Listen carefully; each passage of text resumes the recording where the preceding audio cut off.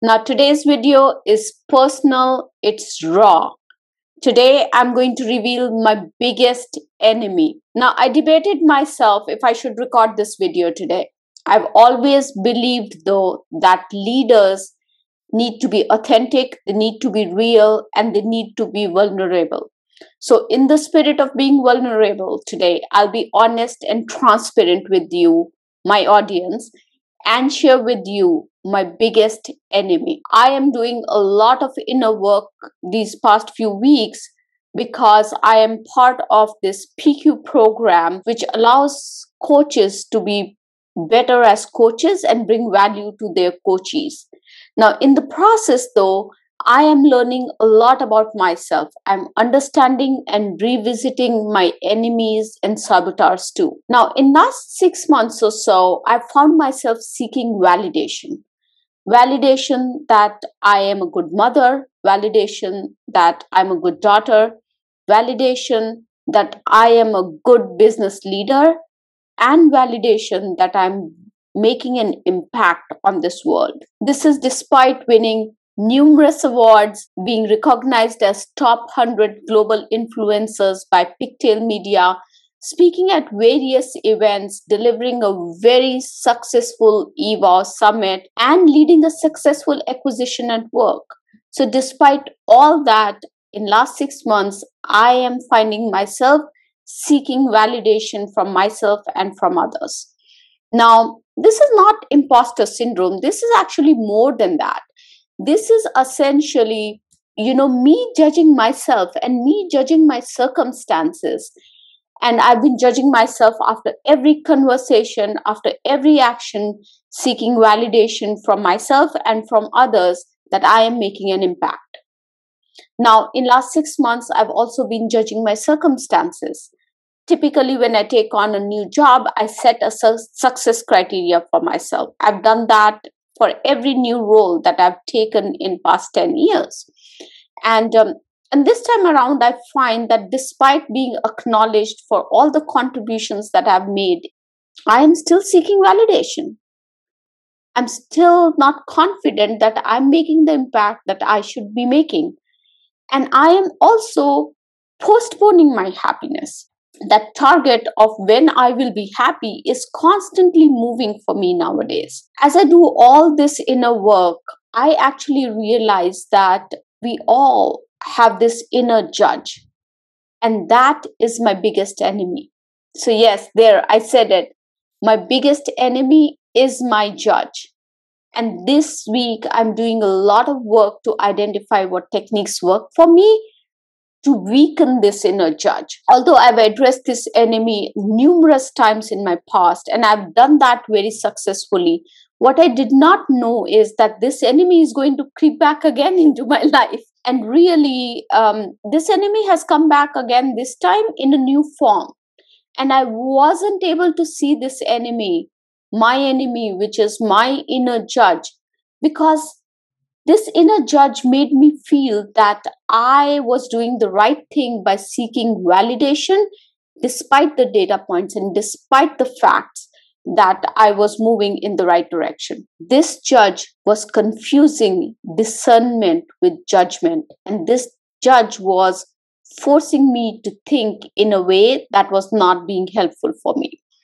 So, going through this PQ exercise and PQ program has reinforced for me that we are all work in progress. And really, there is no destination to this journey of doing that inner work and fighting with your inner enemies, your saboteurs, your judge. And this is why probably, coaches need coaches, and that's why doctors need doctors and therapists need therapists, because everybody needs to do that inner work and have this journey or path for themselves. So that is it. That is my inner enemy, my inner judge. So now that I have identified this inner enemy and my judge, you might ask, what am I doing to weaken this judge? There are 3 techniques that I'm specifically using to weaken my inner judge and my biggest enemy. So the first technique that I'm using is actually stepping back. When I find myself seeking validation, I step back. I say loudly, my inner judge wants me to seek validation, but I am confident in the impact that I'm making, so I'm not going to seek validation from anyone. Now, I have realized that when that happens, I step away from my laptop, I step away from my devices, I go for a walk, or I make a cup of tea for myself. And the reason behind that and why I do that is because for me, the first hour is very, very critical. If during the first hour of when that inner judge sets in, if I'm able to step back, then I can regain my balance and weaken my inner judge.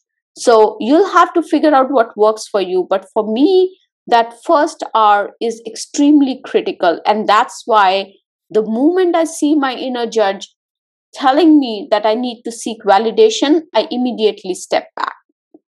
The second technique that I've been using is to be writing or keeping a running list of all my successes daily. So these are all small little successes. My kids coming to me and saying, Mama, we love you. Thank you for doing what you do for us. Or a good email coming in from a business leader letting me know that I'm making an impact. Or somebody connecting with me over LinkedIn and letting me know that they've been part of the EVOW initiative and how it has helped them be successful.